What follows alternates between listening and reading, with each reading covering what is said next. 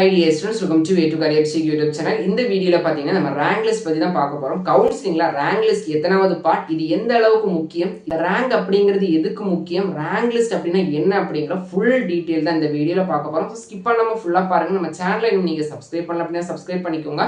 WhatsApp, Telegram, Instagram பேஜையும் follow பண்ணிக்கோங்க. Okay, வீடியோக்குள்ள போயிடலாம்.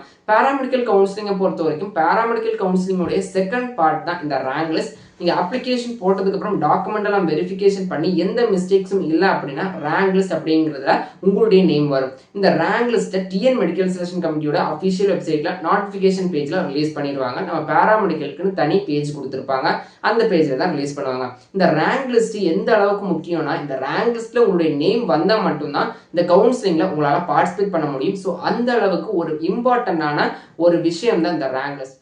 ரேங்க் லிஸ்ட்ல என்னெல்லாம் இருக்குன்னு பார்த்துடலாம். ரேங்க் லிஸ்ட்ல ஜெனரல் ரேங்க், கம்யூனிட்டி ரேங்க், உங்களுடைய கட் ஆஃப், உங்க நேம், இதே மாதிரி முக்கியமான டீடைல்ஸ் பார்த்தீங்கன்னா இருக்கும். அதோடைய உங்களுடைய கம்யூனிட்டியும் இருக்கும். இந்த ஜெனரல் ரேங்க் அப்படின்னா, இப்போ எக்ஸாம்பிளுக்கு 50,000 ஸ்டூடெண்ட் அப்ளிகேஷன் போட்டிருக்காங்க அப்படின்னா ஃபர்ஸ்ட் ஸ்டூடெண்ட்ல இருந்து 50,000 ஸ்டூடெண்ட் வரைக்கும் எத்தனை கட் ஆஃப்ல இருக்கிறீங்களோ அந்த நம்பர் பேஸ்ல பார்த்தீங்கன்னா இந்த ஜெனரல் ரேங்கை போடுவாங்க. கம்யூனிட்டி ரேங்க்னா உங்களுடைய கம்யூனிட்டி, எக்ஸாம்பிள் ஓசியா இருந்தீங்க அப்படின்னா ஓசியில உங்களுடைய ரேங்க் எத்தனாவது, நீங்க எத்தனாவது பர்சனா இருக்கிறீங்க அப்படிங்கறத குறிக்கிறது உங்களுடைய கம்யூனிட்டி ரேங்க். சீட் கிடைக்கும் போது பாத்தீங்கன்னா இந்த கம்யூனிட்டி ரேங்க், கம்யூனிட்டி சீட் வாங்குறவங்களுக்கு பாத்தீங்கன்னா இந்த கம்யூனிட்டி ரேங்க் பேஸ்ல தான் சீட் அப்படிங்கிறது அலாட் ஆகும். கட் ஆஃப் எந்த அளவுக்கு முக்கியமோ அதை விட முக்கியம் பாத்தீங்கன்னா உங்களுடைய ரேங்க். போன இயர் எந்த ரேங்குக்கு சீட் அலாட் ஆயிருக்குது ஃபைனலா, இந்த இயர் எந்த ரேங்க்கு அலாட் ஆக போகுது அப்படிங்கறத நம்ம ஃபர்ஸ்ட் அனலைஸ் பண்ணணும். இந்த கட் ஆஃபை விட கட் ஆஃப்ல பாத்தீங்கன்னா நிறைய ஸ்டூடெண்ட்ஸ் பார்ட்டிசிபேட் பண்ணுவாங்க. பட் இந்த ரேங்க் அப்படிங்கிறது ஒருத்தருக்கு தான் இருக்கும். இந்த ஒரு எக்ஸாம்பிள் 1200 ரேங்க் அப்படின்னா ஒரே ஒரு பர்சனுக்கு தான் 1200 இருக்கும். அந்த 1200க்குள்ள நம்ம வரமா இல்லையா அப்படிங்கறத நம்ம முதல்ல புரிஞ்சுக்கணும். இது எப்போ நமக்கு தெரிய வரும்னா, இந்த இயர் அப்ளிகேஷன் போட்டதுக்கு அப்புறம் ரேங்க் லிஸ்ட் ரிலீஸ் பண்ணும்போது தான் தெரியும்.